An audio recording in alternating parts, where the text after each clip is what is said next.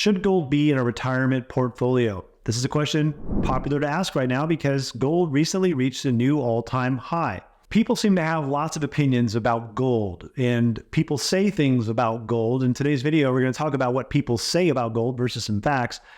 Listen, I'm just one guy with one opinion, so don't hate my opinion, but I'm going to tell you what I think about gold in the portfolio and where it maybe belongs and doesn't belong, and what are the facts about what people are saying. But first, if we haven't met, I'm Nick Davis, founder of Brindle Bay Wealth Management, and we are a retirement and tax planning firm, and we're here to show you how to retire with calmness and clarity. If this message resonates with you, please hit that subscribe button so that you get more information like this in the near future. Thanks for that. Okay, so there are 4 things that people say about gold that we're going to bring up today. And the very first one is that people say it's an inflation hedge. It helps you to keep your lifestyle up.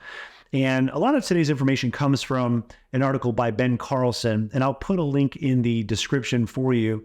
And he does a great job of looking at different time periods for gold and offering up some perspective. So we're going to look at a couple of different time periods for how to look at this as an inflation protection. The very first period is 1928 to 2023. So it says here that he shows that the stocks during this period returned at 9.8%, bonds 4.6%, cash 3.3%, and gold 4.9%. So it looks like gold has done better than cash. And then he offers up another period where we say, well, let's just look at the time period before 1971. And why that's significant is that's when the government stopped regulating gold. So 1928 to 1970, the price of gold was essentially controlled by the government until 1971, when Nixon ended the gold standard of converting dollars to gold at a fixed rate. So from 1928 to 1970, gold was up 1.4% per year, which was less than the annual inflation rate of 2% in that time. So the next time period is 1971 to 1979. So from 1971 to 1979, gold was up nearly 1,300% in total. That was good enough for a 9-year annual return of 33.8% per year. Some would say that gold was an amazing inflation hedge in the 1970s. Others would say that those massive returns were just playing catch up from the decades in which the government artificially held prices down. Okay, so now we're going to look at one final period, which is 1980 to 2023. And he says, if you look at the gains since 1980, they tell a different story. From 1980 to 2023, gold was up just 3.2% per year. That lagged the returns for stocks, which was 11.7%, bonds at 6.5%, and cash at 4%. So 3.2% compared to 4% in cash. And in that same time frame, the annual inflation rate was 3.2%, meaning gold had a real return over a 44-year period of a big fat zero. So he goes on to say that technically the price of gold has trailed the consumer price index since 1980. And he shows us this chart that shows the CPI as compared to gold.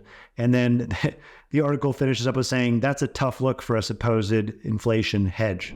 So what this tells me is that context matters and time periods really matter, because we can see if we look at the big period, it looks pretty good. But if we break that into different periods, it kind of gets a little bit muddied in terms of what was, is it really a dependable inflation hedge or not? So the next thing people say about gold is that gold can help you grow your wealth. So if you remember, we looked at a period from 1928 to 2023, and gold has this whopping 4.9% return. Keep in mind that during that same period, stocks gave a 9.8% return. So when we're talking about growing our wealth, maybe not so much. But here's why some people may continue to feel that way. The article goes on to say that from the years 2000 to 2009, during that period when the S&P 500 was negative 1% for that per year, for that entire period, gold was up a whopping 14%. So there's definitely something to be said there. In fact, looking at another time period from 2000 to 2023, the S&P 500 actually didn't do as well as gold. Gold at 8.5% and the S&P 500 at only 7%. But that gets questioned again when you look at after the great financial crisis. So if you look at 2009 to 2023, you've got gold at 6% and the S&P 500 at 13.8% for that period. So where does that leave us?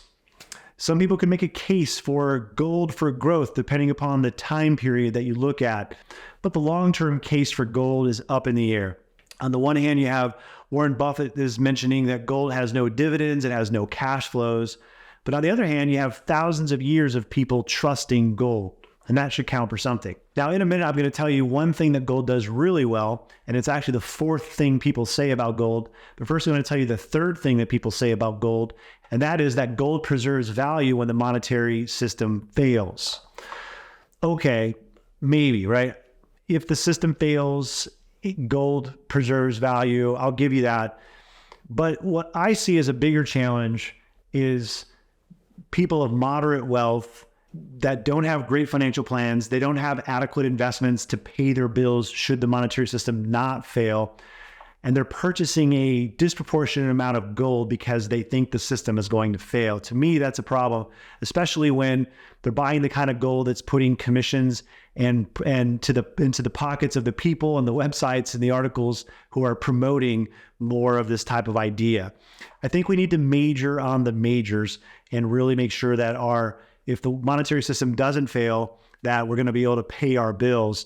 And what about Bitcoin? They're saying that Bitcoin is that new trusted thing, and there's a lot of cash flows going into that. So how will that play into things if the monetary system were to fail? Again, I think major on the majors and make sure that you have a plan besides going kind of hog wild crazy on buying a bunch of gold. Now, that being said, there's one thing that gold does really well, and that's the fourth thing people say about gold, and that is that gold is a diversifier.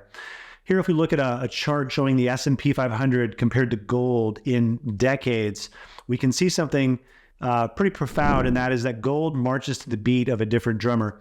So if you clearly see my arrows there, where you have that negative 1% for the lost decade, and gold did 14.1%, and you look at all those other periods of time where gold clearly doesn't do the same thing as stocks. So here are my thoughts on gold for a retirement portfolio.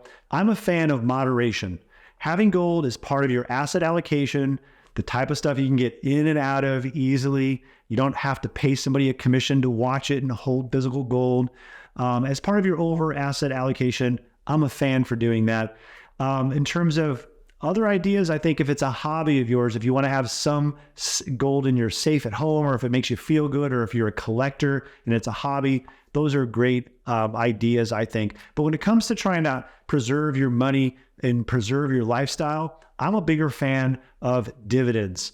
Every dollar I put into gold, that's a dollar I can't put into something that's going to produce dividends. And those dividends come from owning great companies. In one of many articles reported that dividends from the S&P 500 have grown by 5.73% from 1957 to 2022, compared with a 3.68% growth in inflation during the same period. So again, I'm a fan of not making gold your end-all, be-all thing.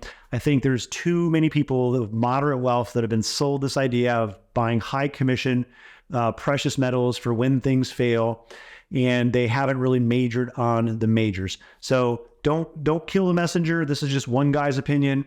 I'm sure there's lots of opinions out there. Let me know in the comments what you think. Be kind, because I know that this is a hot topic.